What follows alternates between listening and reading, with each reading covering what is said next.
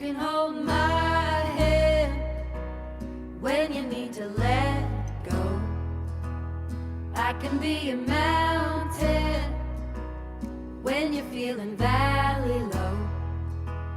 I can be a street light showing you the way home.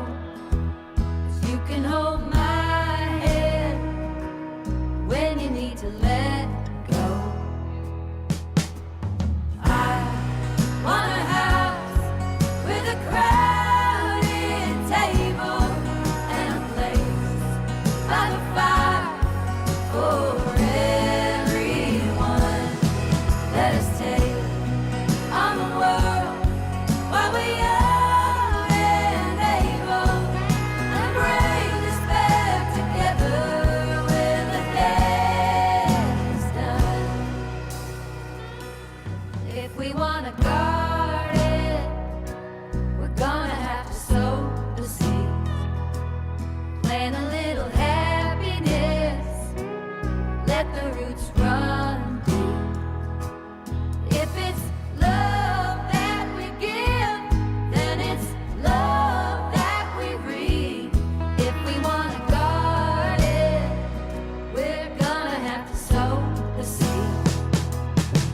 Yeah, I want a house with a crowded table and a place by the fire for everyone.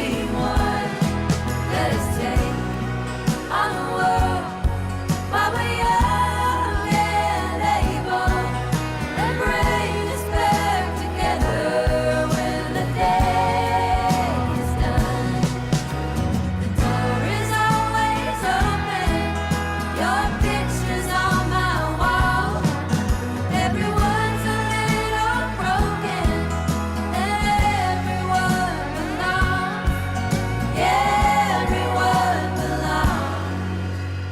I want a house with a crowded table and a place by the fire for everyone. Let us take on the world while we're young and able, and bring us back together when the day is done. And bring us back together when the day is done.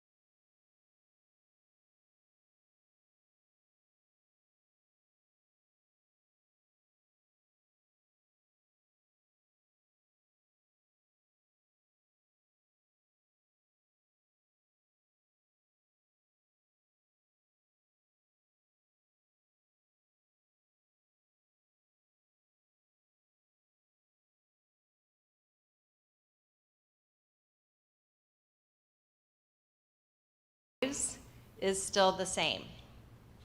So, for those of you who are required to be here, and you mentioned that already, thank you for showing up to court today. And for those of you who chose to be here today, thank you for spending your afternoon with us. I hope you leave here today with a better understanding of the work of the Elkhart County Drug Court Program and why it's so vital to our community. Some of you probably already know a lot about our drug court program, and we appreciate that. But I'm sure there are some that still know very little. So I would appreciate everyone just allowing me a few moments so I can explain why we're here today. The Elkhart County Drug Court Program is a non-traditional, non-adversarial criminal justice program. Persons who have been assessed to be nonviolent and chemically addicted can elect to forego a traditional criminal court and agree to participate in an 18-month program that requires intensive case management, regular court appearances, court-ordered treatment, regular drug and alcohol screening, and participation in community-based programming.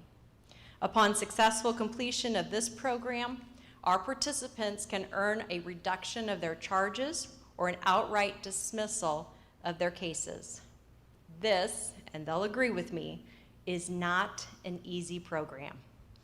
Each of our participants have chosen to take this difficult path because they want what everyone wants, just to live a normal, happy life. So, why are we at St. Mark's today? Because this is where so many of our participants feel at home. Pastor Tony Brinson has become a staple in our program, providing many of our participants with an open door to this church and a church community that welcomes them and wants them to be a part of this congregation. Pastor Brinson understands that our community is better when we all have a place to call home. So I want to thank Pastor Brinson for allowing us to spend the afternoon in his church. This is the third time we've gathered together to congratulate those who successfully completed the program and to encourage those who are currently going through the program. And it's amazing to me to have in one room so many people from so many different walks of life. We're fortunate to have with us today several elected officials, Elkhart County Commissioners, state elected officials, national representatives, Elkhart County Council members, along with other elected officials. We're fortunate to have almost every judicial officer in Elkhart County here today. We're also fortunate to have with us, and I'd like to recognize Marshall County Judge Matthew Sarber. He recently established a drug court in Marshall County, so thank you, Judge Sarber, for what you're doing in your community.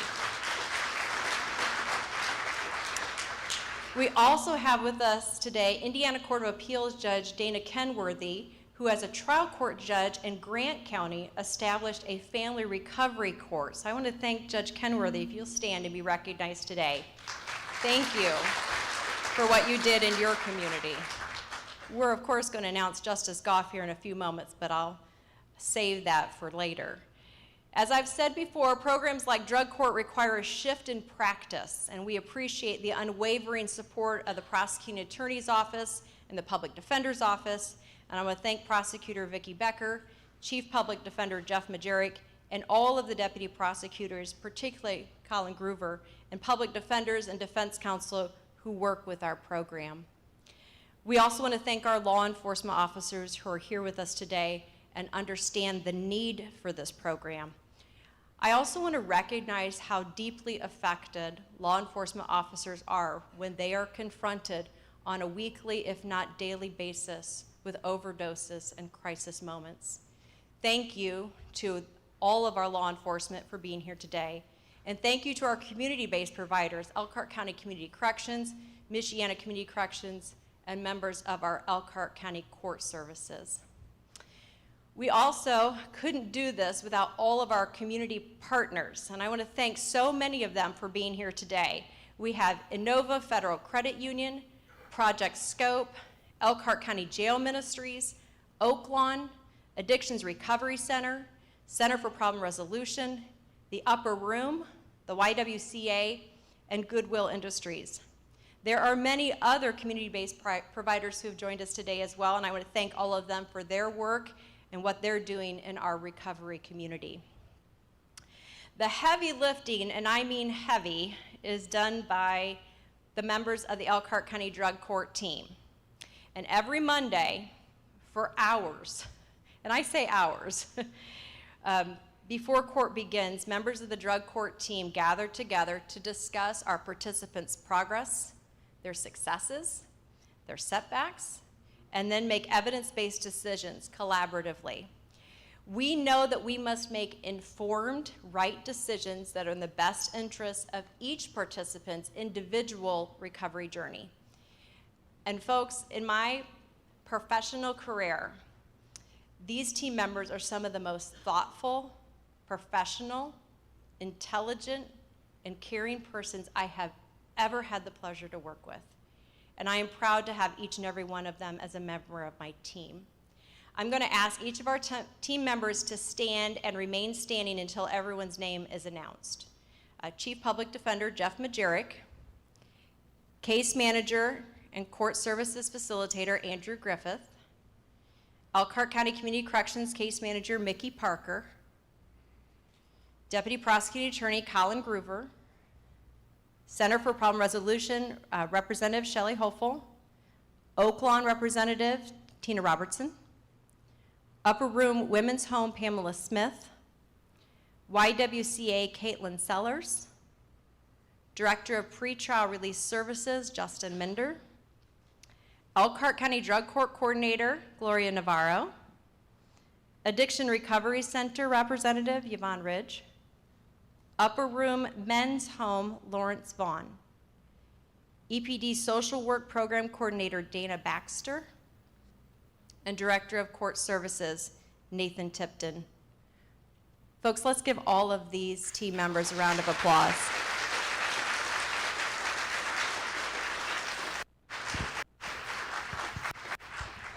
Finally, have a seat. All right, so let's go back to court.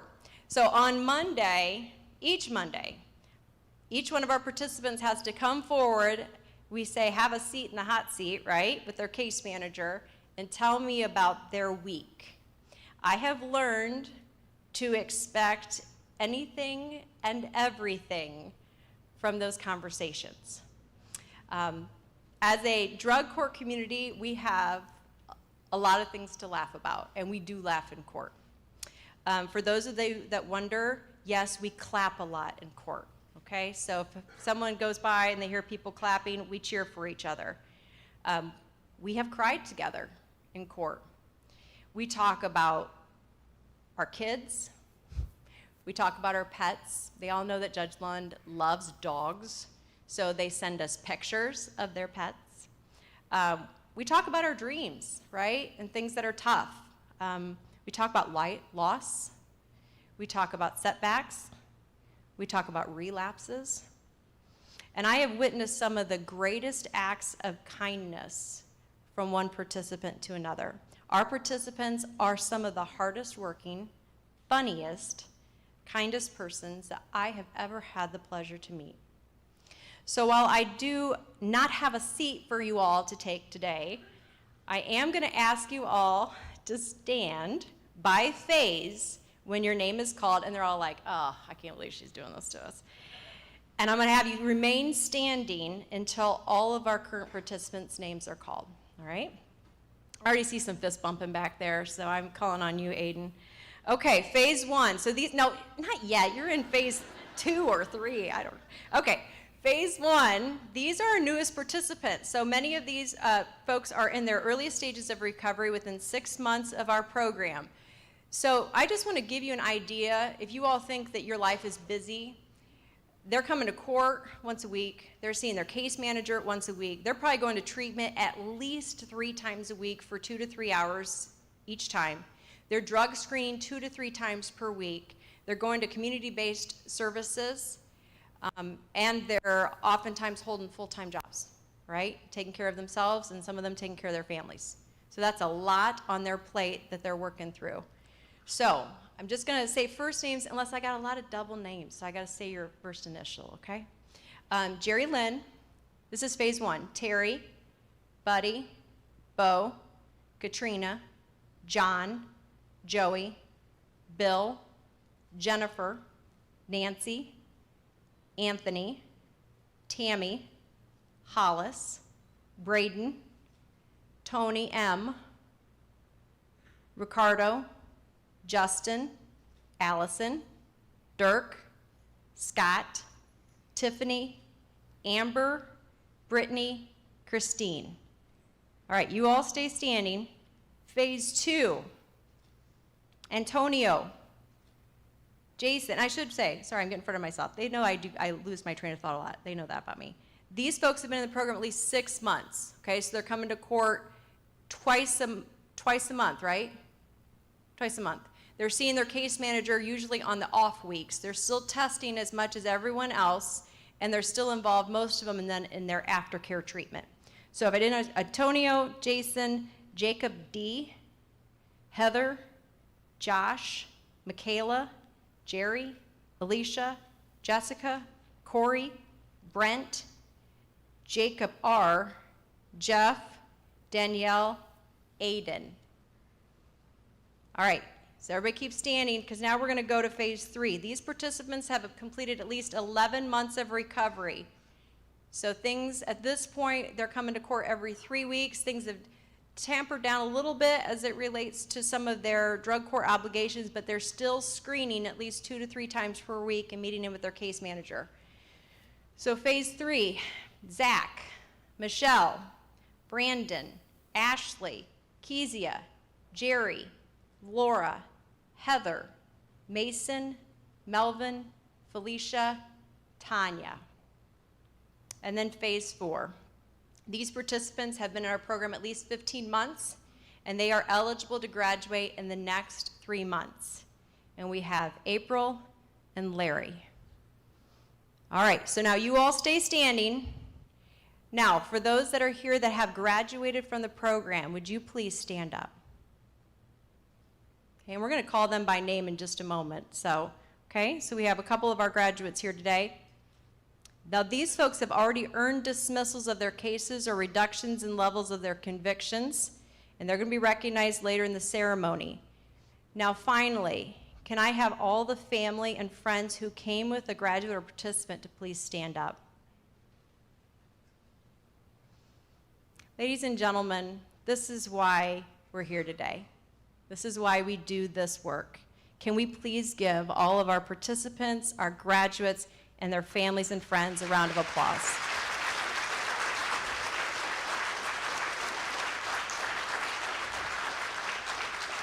All right, that's it. You can be seated. Thank you.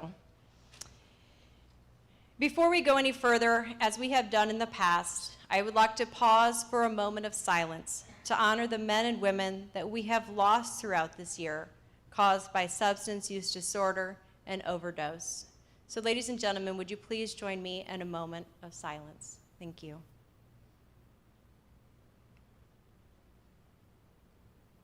Thank you.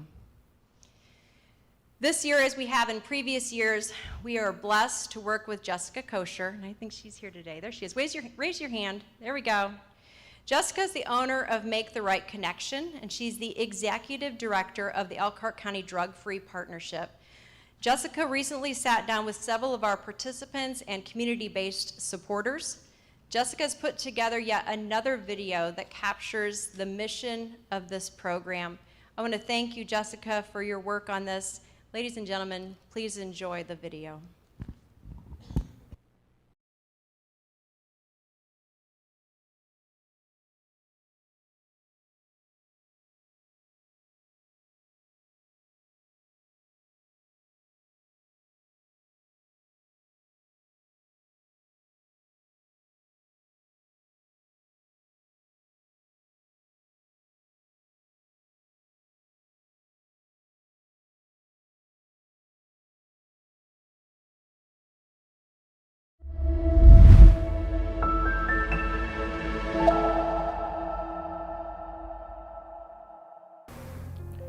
I started using when I was 14.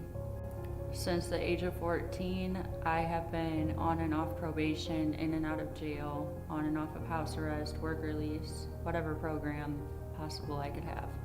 I was homeless. I was addicted to meth for over 10 years. I lost both of my kids. My parents cut all conversation and connection with me. I had nowhere to go. I was completely broken.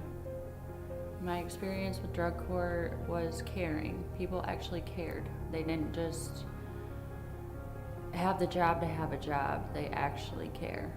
My turning point was in February of 2022. My husband overdosed and died in my arms.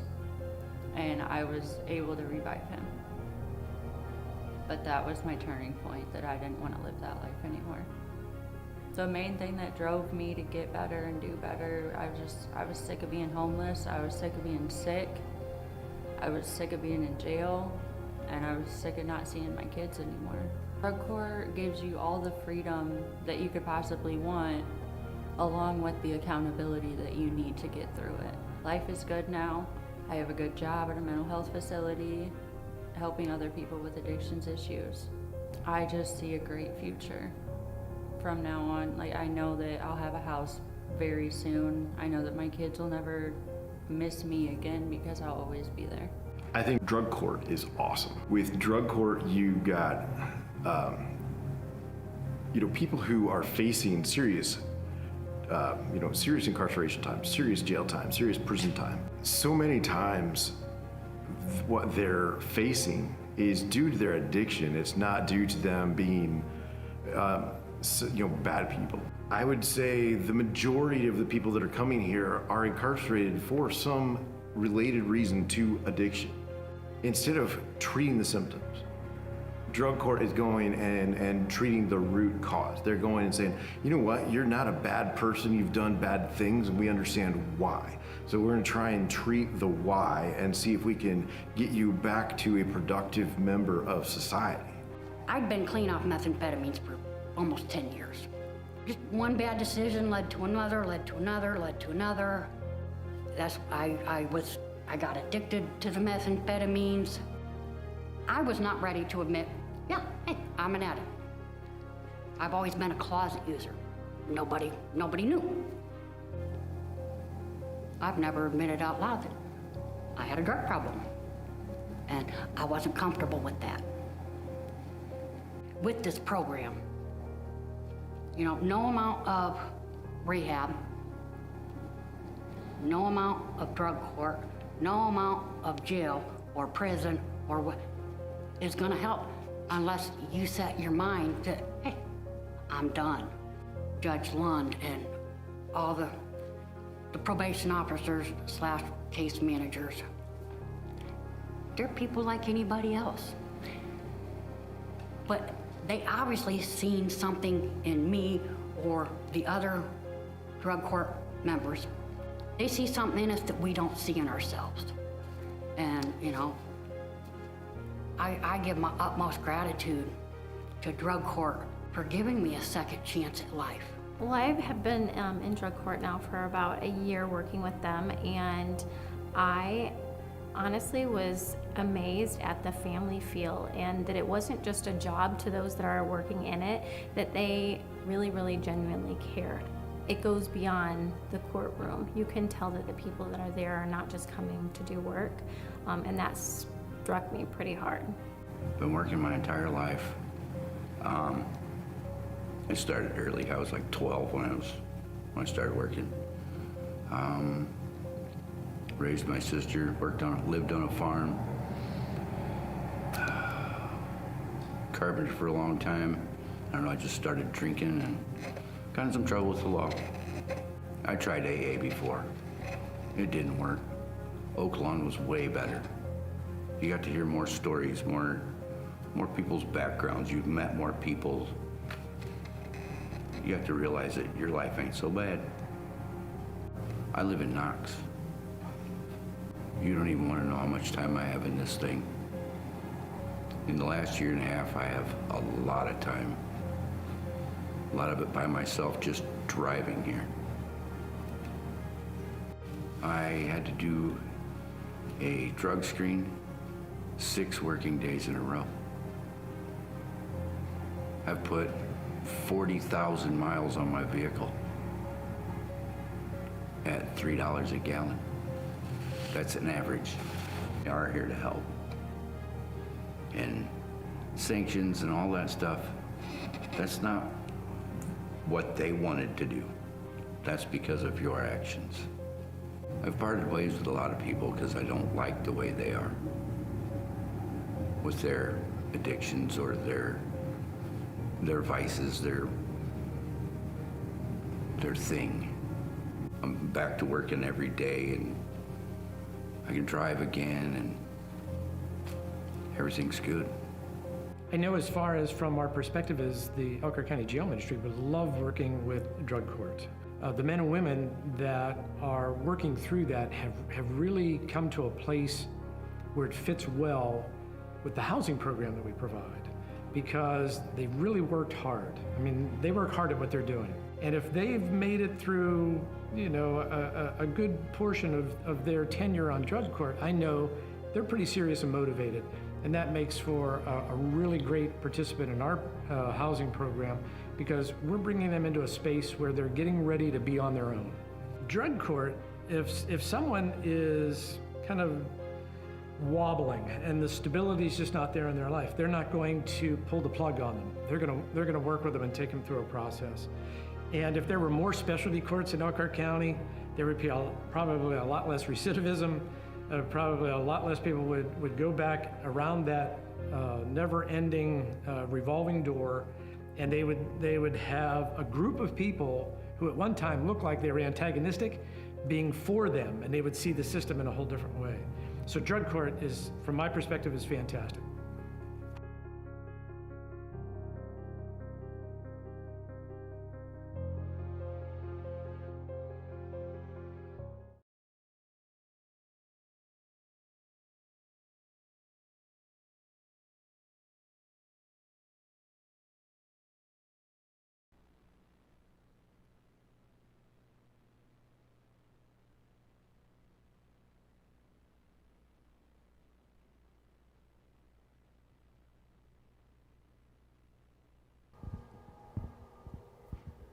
Okay, I was told I had to wait 2 seconds, so I counted.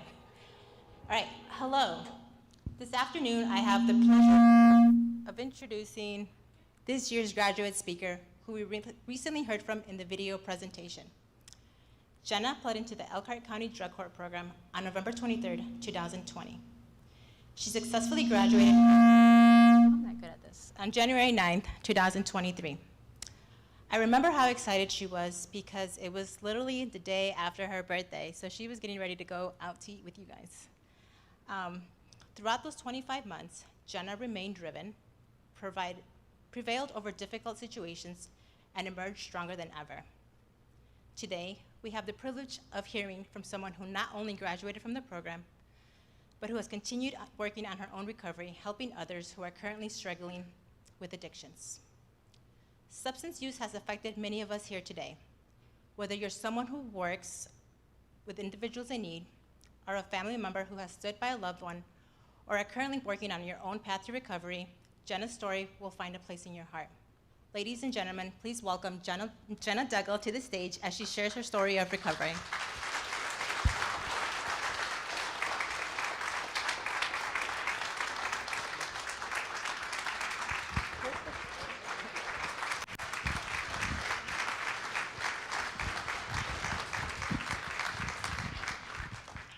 My life before drug court was completely broken. I was addicted to methamphetamine for over a decade. I didn't know how to maintain a job, take care of my kids, or even be a normal person. I ended up losing both of my kids and all respect for myself. I ruined friendships, relationships that I had. At one point, my parents couldn't even look at me. I remember every time I went to jail, I promised my parents and my children I would get out and do the right thing. That was never the case. I never had any intentions of staying clean. Every time I got probation, work release, or house arrest, I would end up doing what I had to do and saying what I had to say to complete the program, just to go back out and get high again. At times, I was homeless, but it never stopped me from using. I did whatever it took to get high. At 22 years old, I weighed 78 pounds. Deep down, I knew I didn't want to do drugs anymore, but it felt like it was the only thing that would get me through another day.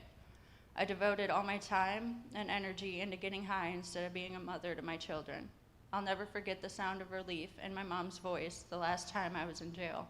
Not because she wanted me to be in jail, but because she knew she wasn't gonna get a phone call that night saying that I was dead. It took almost a week to convince my parents to bond me out of jail and take me to rehab because they didn't trust me that I would go. The day that they did finally bond me out, they took me directly to the rehab, to Spa Women's Ministry Home. I was there for about 6 months, and in that time, I made friendships, real friendships, for the first time. I got reunited with my daughter, my son, my parents, and I got really close to God. I was the happiest that I had been in over 10 years. I got accepted into drug court in November of 2020. It was the scariest thing, signing a plea for drug court, knowing if I didn't successfully complete the program, I would spend more time in prison, and by the time I would get out, neither of my kids would even know who I was. I never completed a program honestly, or without using a majority of the time. But I knew this was my only chance to fix my mistakes in my life before I would lose my family and my kids forever. My time in drug court was not easy, but mostly because I made it hard for myself. I'm not the person that made it through drug court without trouble. I caused myself to get sanctions because of hanging out with old friends and going to old places. I tried to manipulate the system again. But with the drug court team believing in me to do better and pushing me, I was able to cut out all of the past people, places, and things. Gloria was someone I was able to build a bond with and trust. I knew at any time I could call her, even if it was for something small. All of the drug court team believed in me, even when I didn't believe in myself. In October 2021, I even ended up getting married to my best friend and getting my own apartment with my kids and my husband. Life was better than I could have ever imagined it to be. It was everything I could have ever pictured for myself. I had my kids, a husband, our own place, and even got a family dog. Unfortunately, things changed quickly in February of 2022 when Gloria called me. When I called it Gloria, hysterically crying.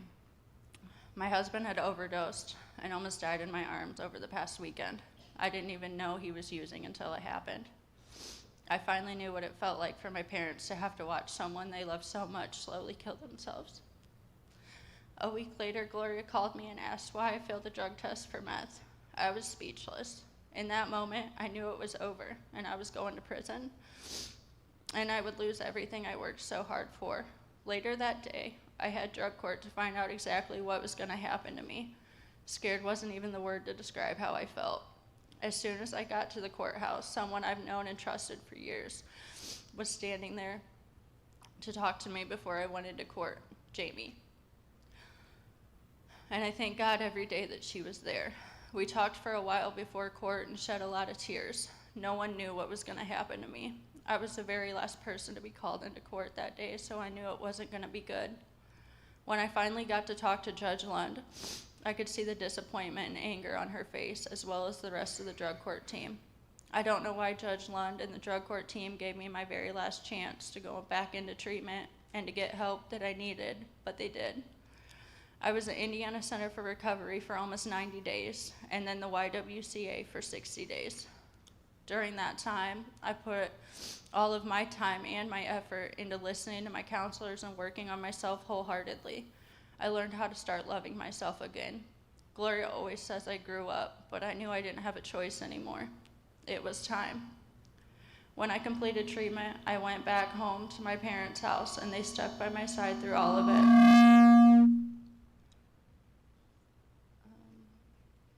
So did my husband. My husband and I stayed together through everything. Living apart, we were able to work on ourselves. Without the love of my kids, my husband, and my parents, there's no way I would have made it. I am now 505 days clean. I am a part of both of my kids' lives, and me and my husband have a home again. I am currently working for Indiana Center for Recovery as a mental health technician on the substance abuse floor, where I'm able to share my story and give clients hope. I didn't come this far just to come this far.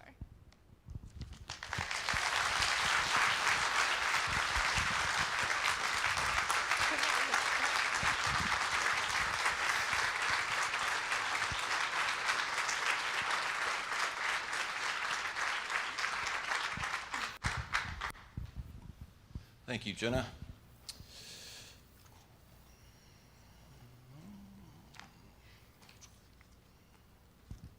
As we continue this wonderful event, I have the pleasure of introducing our keynote speaker. Prior to his appointment as Indiana's 110th Justice in 2017 by Governor Holcomb, Christopher M. Goff served 12 years as judge of the Wabash Superior Court. While serving on the trial bench, he established the Wabash County Drug Court, Family Recovery Court, and Reentry Court.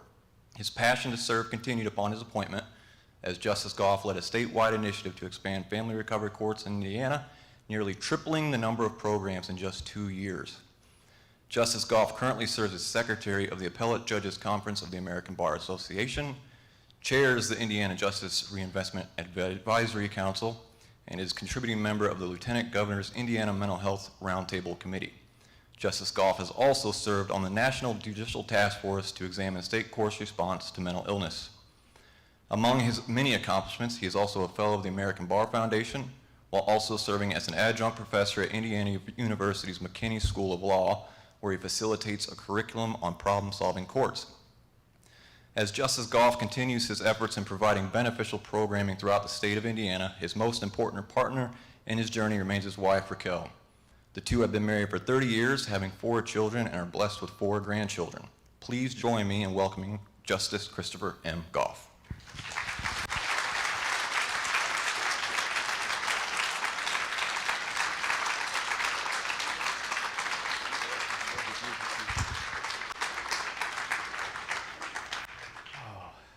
Thank you, Justin. Boy, I'm humbled. I didn't know what to expect when I came up here. Judge Lund had extended an invitation a year or so ago, and I wasn't able to make that happen. But when I'm asked to speak publicly, my only wish is that I'll say something that the audience might find helpful. And so today, really, I want to leave you with 2 things. The first is thank you, and the second is help. And I wrote something over the weekend, but I kind of threw that out the window when I drove up here and I saw just what it is that I needed to thank you for. And when I hear about everything that's going on in Elkhart County, the things I need to ask you for help for. So I always forget someone that's important, but I want to start by saying thank you to Jenna. I mean, my goodness. 3 of my 4 children are daughters, and I want to tell you I would be proud for you to be my daughter. Thank you for everything that you did to find yourself and to love yourself again. Thank you for everything that you're doing now to make this community better and to make people who really need you be healthier. There's a lot of fancy degrees. There's a lot of people who haven't been through your experience, haven't earned your lived experience. And this doesn't work unless you're plugged into it. And so I want you to hear that first and foremost. This is about you. This is about the generational change that you've affected for your family. And this is about the cultural change that you've sown in this community. So I wanted to tell you thank you first. I wanted to say to everybody who's here because you love somebody who's in this program, or somebody who's in this program, maybe you're starting, maybe you're almost through this. You don't know me, but I will tell you that this worked. I started a program in Wabash, but if I'm going to compare apples to apples, what I started in Wabash was really like the canoe I used to paddle down the Wabash River and bail out with a coffee can. And this is like a newly commissioned aircraft carrier. I mean, this has got all the bells and whistles. If you work this program, you're going to find yourself. If you work this program, you're going to find whatever it is that you know was broken and whatever you know it is about you that makes you strong enough to get up every day despite the fact that you found yourself broken. And I want you to know that we need you. I'm just Chris from Wabash. I'm here because I worked with a team of people that figured out a way to help the people that were helpable. I started my career as a public defender. And the first thing that struck me when I went into criminal court was, my God, we throw away too many people. I could be where you're at. Most anybody who's here could be where you're at. And this program recognizes that that's not right, that you need to find yourself because we need you. So I care about the fact that you're here. I care about your success. I want you to have the kind of success that Jenna's had, and you will. You work this program, you will.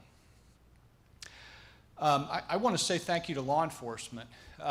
This is a scary time. I want to thank you to my brothers at the state police. Thank you if you're here for adding to the security. If you're a member of local law enforcement, thank you what you do to make this community safe. Thank you what you are doing to make a program like this possible.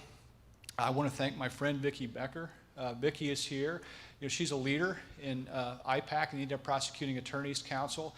That's a really tough job to be a county prosecutor. You kind of weigh heavily. You're not only responsible for public safety and making sure that we're all safe, but when something goes wrong, as it inevitably does, you're the lightning rod for that. And what I appreciate about Vicki is that you've been willing to partner with us as we try to develop programs like this. We want evidence-based programs to be available throughout Indiana, and you've really made it possible here in Elkhart and across the state, so I want to acknowledge that. I want to also thank Jeff Majerek. Jeff, you're here and you have limited resources to throw at courts. I know I managed a busy criminal docket and I never had enough public defenders. And so the fact that you've assigned people to work on this program is a testament to how much it works. And so I want to thank you for that.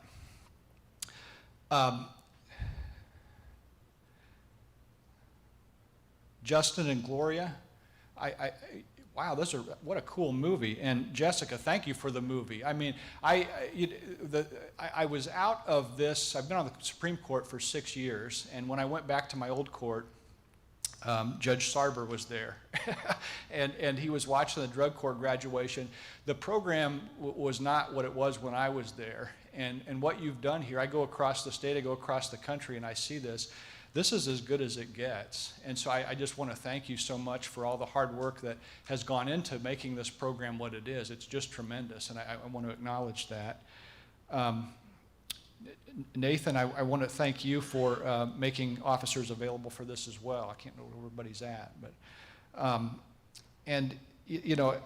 want to also thank, I'm up here doing this, and Judge Kenworthy could stand up here and do 10 times better job than I will explaining this program. Every time we did something in Wabash, we'd go up to Grant County 6 months later and find out what we should have done. And the leadership that you've brought to this movement is just incredible. Judge Sarber, I see you at all of these things, and I'm glad that your program is finally off the ground, but thank you for that as well. It's not about the person that's wearing the robe. It's about the process and the help that they're willing to ask for when they convene their justice partners. So thank you. And Judge Lund, I want to just say a little bit about Judge Lund, because this program is something it's not a new initiative in Indiana anymore. There's over 140 certified problem-solving courts throughout Indiana anymore, and this is not a new concept. But what I love about Elkhart's program is it's a program now that's been done right. And I have every confidence that the program is it's already a flagship program for Indiana, but it's going to be a flagship program for the country. Judge Lund, in the past year, was selected as, there's about 600 judges in Indiana. We selected Judge Lund to be Indiana's representative on a program that's been put together through the National Center for State Courts and the Judges and Psychiatrists Leadership Initiative, where we bring one judge from every state in the country and we try to help them understand what's really important for judges to know about behavioral health issues. Judge Lund was selected to do that. She also is tasked with chairing our educational committee, so she's responsible for judicial education across the state. The expertise that she brings back from that experience is something that she can impart directly to you as participants, to your community, if you are a justice partner. And that's really important to me, and that leads me to the second part of my remarks today. What I really wanted to tell you is help. I'm passionate about this program. Justin said he took a little license with my introduction. My partner in life is my wife, Raquel. We have been married for 30 years. We got married when we were 21. I got out of law school. I'm not kidding. We had a 1986 Dodge Colt, 2 kids, and $70, and rolled into my little county seat practice. My car was so junky that I drove it up to this juvenile detention facility outside of town. And my client was so embarrassed that he wouldn't come out and see me. He said, "You can't. What kind of a lawyer can you be if you drive a junky car like that?" And then when I became a judge, I was 33. I was the youngest judge in the state. I was about 30 pounds skinnier than I am now. I had a terrible bowl haircut and I had braces. And nobody took me seriously. But I went to my first judicial training and I heard about drug courts, and I knew that was a program that my community needed. We were kind of a hub for drug activity. We had a pill mill that got shut down, and everybody that was on pills then was on heroin. And our jail exploded, our foster system exploded, and we knew we had to do something different. And I said, well, I heard about this program called Drug Court, and it was a struggle, but we put it together. And that really changed the fabric of our community. We began to see the people that came in front of us as people, not problems. They were people that we recognized needed our best efforts. And through our regular communication with each other, we understood what our challenges were better. We understood each other better.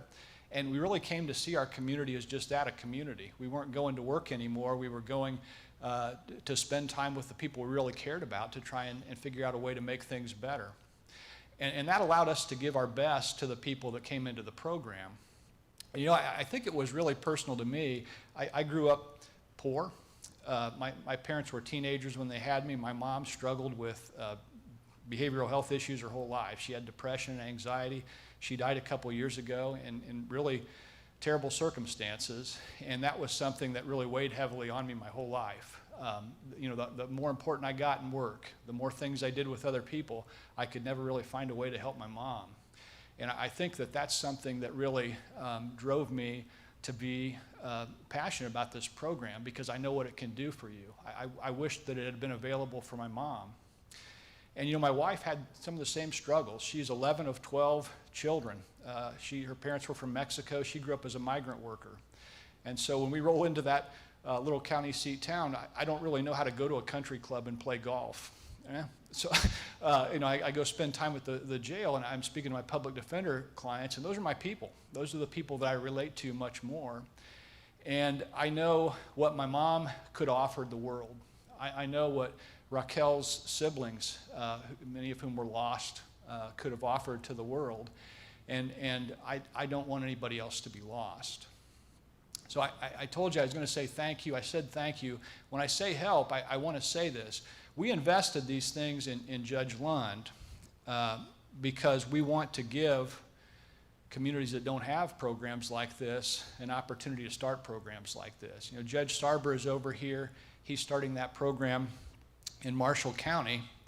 There's 140 programs. There's a lot of counties that don't have this. And we don't have a unified court system. What that means is I can't, even though I'm in the Supreme Court, say, hey, judge, do that. But you can. If you're in law enforcement, if you're a member of Popeye, if you're a member of community mental health provider, if you're a pastor, and thank you, Pastor Brinson, for doing everything and making this available. Tell them the story. Tell them what you're doing here in Elkhart County. Tell the people that you work with why this is important. Tell the people about Jenna and what she did and how she affected change, generational change for her family, because they need to hear about it. I believe that everybody is endowed with inherent dignity and worth, and they lose that sometimes, but our job as justice professionals is to help connect them to it. And we can walk and chew gum at the same time. It's not, are you soft on crime? No. If there's really scary people, there's always room at the end, but when people have the kind of issues that come into drug court, we need to do our best to make sure that they're saved. I'd be remiss if I didn't also acknowledge Mary Martin, who's here from Senator Braun's office. This movement, the things that are happening here are just so important that they receive national attention as they should. And it's not just a drug court, but the entire judiciary. I spent some time this morning with Judge Bonfiglio at the new courthouse. And I was reading a story in your local paper when the courthouse was going to be built, and Judge Bonfiglio was talking about how important it is for the local judges to be able to concentrate on whatever they're passionate about so that you could make justice more available to more people. You weren't just putting out fires all the time. And when I walked around that site, you could really see that passion in Judge Bonfiglio. The building is a trauma-informed space. So when people come to court, they're not going to have whatever bad happened come up just because of the circumstances, because of the physical plant, not being separate from an abuser. So I thank you, Judge Bonfiglio. Judge Bowers and his leadership position in our commercial court movement, thank you for what you do with that. Judge Osterday, Judge Cataldo, Judge Spataro, who just met today. We're proud of all of our judicial officers. You've got wonderful Magistrate Corps, Magistrate Bellin, Magistrate Burton, Magistrate Ditton, and of course Commissioner Fox, who's got rich experience and helps Judge Bonfiglio. You are doing justice the way it needs to be done in Indiana, and so we're very proud of you. And so on behalf of my colleagues, I want to ask for your help. Share what you're doing. Share what you're doing with your professional colleagues because it's really tremendous work.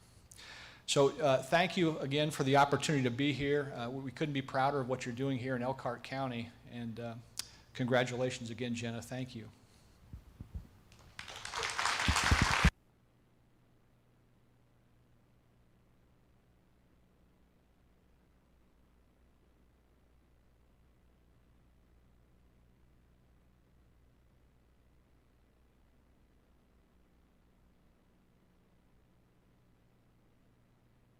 Thank you, Justice Goff. It means so much to our community and to our program that you were able to come here and speak with us today and be a part of this really important occasion, so thank you. All right, at this time, we want to recognize those who completed the program and successfully graduated from it. We have several of them with us today. We have several of them now that were unable to join us today. And I want to let you know that these are all folks that graduated anytime immediately after our last graduation ceremony up through just a few weeks ago. So what we wanted to do, and we recognize that many of our persons, when they complete our program, they truly want to change. They want to change in their lives, perhaps a change in where they live or how they work and how they interact with others, and they have since relocated from the community. And we encourage that if that's what they need to do so they can begin their new life. And so what we've decided to do, and what we do with each graduation ceremony, everyone gets a special day. When it's their time to graduate, it's their day, and court is all about them. And their family comes, their friends come, sometimes their treatment providers are there, and we recognize them and give them their graduation coin on the day of their graduation. We take photos and we make a big deal about it. And so what we did for today's occasion is compile a list of all of our graduates and share with you a photo from their graduation ceremony. So in just a few moments, we're gonna have the screen come down, and I'm gonna come around, and you're gonna see in chronological order, starting from October 24th, 2022, all of our graduates. When we have our graduates who are here today, when your name is called, I'd like for you to come forward, and if you have some family with you as well, if they wanna come forward as well, that's fine, or if they wanna stay seated, that's fine. Prosecutor Becker has a certificate for you, and I know that Mr. Groover and Mr. Majerick also wanna recognize you as well. So for those of you that are here today, when you hear your name called, we're gonna pause for just a moment, make sure we hand out those certificates for each of you. So with that said, Tony, we'll go ahead and bring around the screen. Can I take this mic? Okay.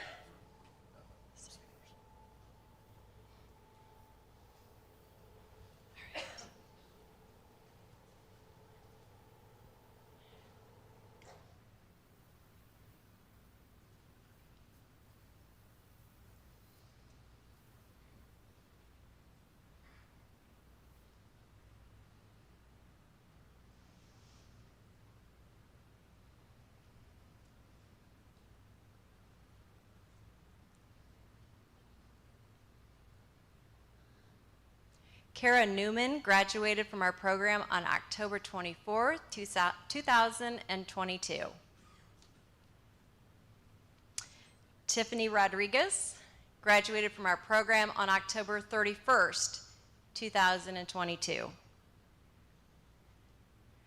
Robert Dushepper, who unfortunately had planned to be here, wasn't able to do so today. He graduated from our program on November 21st, 2022. Steve Friend, who is also a new dad, graduated from our program on December the 5th, 2022. Jenna Dougal graduated January 9th, 2023. Congratulations, Jenna.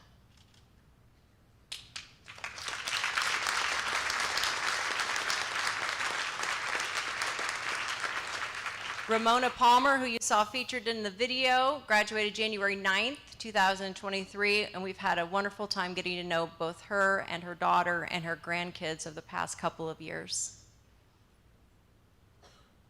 Laura Scheibelhut graduated February 27th, 2023. Danny as we call him, Danny Taylor, holding Danny Jr. there, which we had a lot of fun with over the last couple of years, graduated March 6, 2023.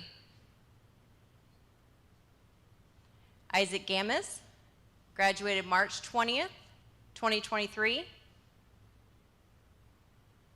Lenaro Bonds graduated from the program March 20th, 2023.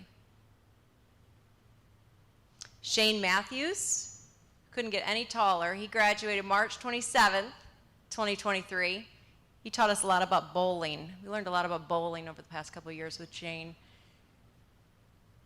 And Adex Patsami, May 15th, 2023. If we could pause this for a second. I know that Adex is not able to be with us today. This young man suffered a debilitating illness in the middle of his drug court experience and persevered like you wouldn't believe it, had to relearn to walk. That's what we were up against, and he was amazing. He's one of the kindest individuals I have ever met, and we were just really proud for him and his family who were able to join us on May 15th, 2023.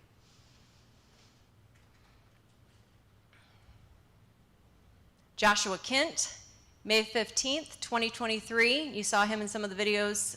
He had the ability to live in one of the jail ministry homes. And so we were thankful to partner with jail ministry to get him into a home.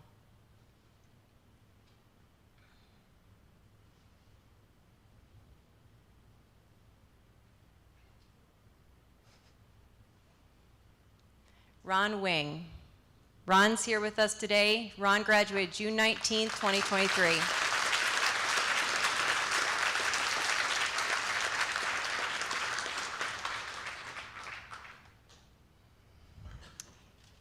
Andrew Wiltfong graduated from our program June 19th, 2023. Jason Davis graduated July 17th, 2023. And Tim Hathaway graduated August 7th, 2023.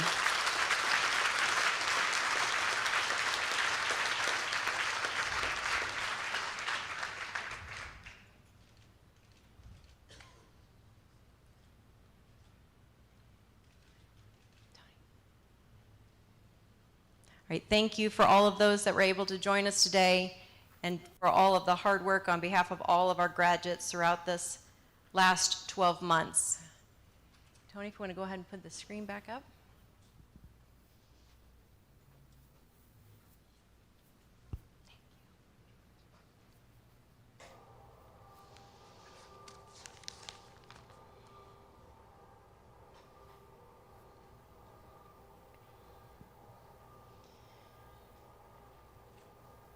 We're going to wind down this afternoon, but since I'm the judge, I can do certain things, and one of them is to give some special thank yous and some points of privilege. So I'm gonna do that. I want to give a little bit of background though about this next presentation. I mentioned jail ministry, who's a great partner with our Elkhart County Drug Court program. Jail ministry came to Joshua Kent's graduation. They've been big supporters of Josh, as has Pastor Brinson. Josh's new job takes him all over the place. He's an unbelievable carpenter, and his work is in demand. And so that's what he's doing, and we're proud of him. But they all participated in that graduation ceremony, and you saw some of the pictures that they had with Josh. And after the ceremony, Chaplain Martin contacted Gloria and asked if it would be okay if he wrote something and posted it on their Facebook page to talk about the experience in drug court. And Gloria said that would be fine. we didn't know what Chaplain Martin was going to post, but he wrote one of the most beautiful poems that so accurately depicts the mission of our drug court. So I would like for Chaplain Martin to come forward. I know he's back there. I saw him sitting in the back row. I'd like Pastor Tony Brinson. He stepped out. And I'd like Justice Goff. If the three of you could come around here and just stand here. This might be the only time that I can actually ask a Supreme Court justice to do anything, so I'm going to take advantage of it. All right, gentlemen, just stand right there in a row. Did you say I wrote? Yes. On your Facebook page. Okay, You posted that. I did write that. You're right. Yeah, you're right. You Because did I write thought it. was a poem. What did you think I was going to do? Make this up? I'm being questioned by the pastor, I tell you. Okay. We'll give him on in just a moment, Gloria. Let me just read this for those of you who didn't have a chance to know that this is what was posted on the Elkhart County Jail Ministry Facebook page. On Earth as It Is in Heaven by Corey Martin. Every so often, we catch a glimpse of what justice will look like in the kingdom of God. It looks like someone being sentenced to the Elkhart County Drug Court instead of being sent to prison. It looks like judges, prosecutors, public defenders, the church, family and friends working together to provide the support and recovery services necessary to make someone whole. It looks like treating people with dignity and respect and grace. It looks like 2 years of hard-fought sobriety. It looks like 2 years of treatment instead of 6 years of incarceration. It sounds like the judge saying, all of your charges are officially dismissed. You're free. It looks like the judge hugging the defendant. It sounds like the entire courtroom cheering and applauding.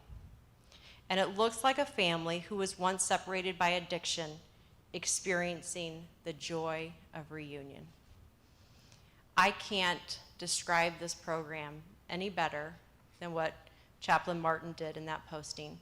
So today, to thank each of you, I'm looking both ways, to all of you, I should say, Pastor Brinson, Chaplain Martin, and Justice Goff, we want to provide you with a copy of this poem so that you can put that in your church, in your office, at the jail, so that we can always remember why it is that we do this hard work.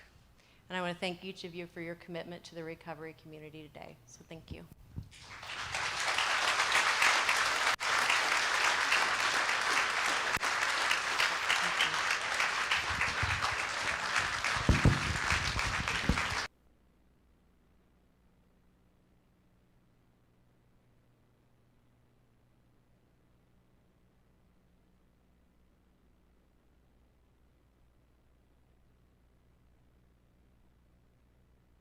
Right, ladies and gentlemen, can we have one last round of applause for all of our graduates and our current participants today?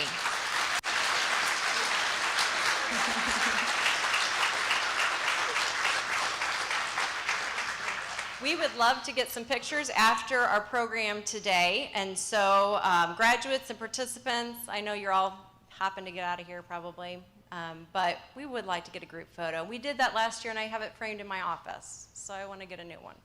So Gloria and Justin and Andrew, I'll keep you from leaving the doors. We're going to get a group photo. I also want to thank my Superior Court 4 staff. They have put all of this together along with Justin and Gloria and Andrew.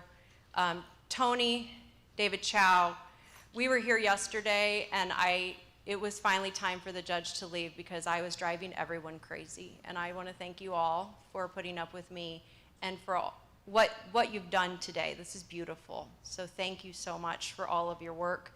And I want to thank the Goshen Police Department and of course our Indiana State Police for keeping us safe today, allowing us to have the opportunity to fellowship with one another without having to worry. So thank you again to our law enforcement for protecting and keeping us today.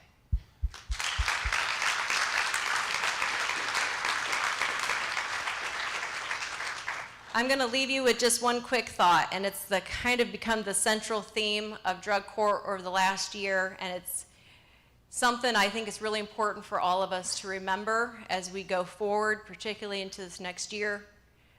We talk a lot about kindness in drug court, and I'm sincere. I have some of the most kindest participants that you will ever meet. I've said before, our community would be better if we had more kind people like the folks in drug court. And so I would encourage all of us just to remember that things are tough out there. There's a lot going on, but what's going on in here is really, really good. So if we continue to keep each other in our hearts and trust one another and be kind to one another and remember what the goal is, we can do anything. And so again, I hope that everyone has a wonderful, safe, blessed year. We're going to do this again next year. Maybe we'll be here. Maybe we'll go to another church. I don't know. We'll see what happens. But I appreciate Pastor Brinson opening up his doors to us today. It's really been a wonderful experience. Thank you all. Have a wonderful afternoon. Stay safe.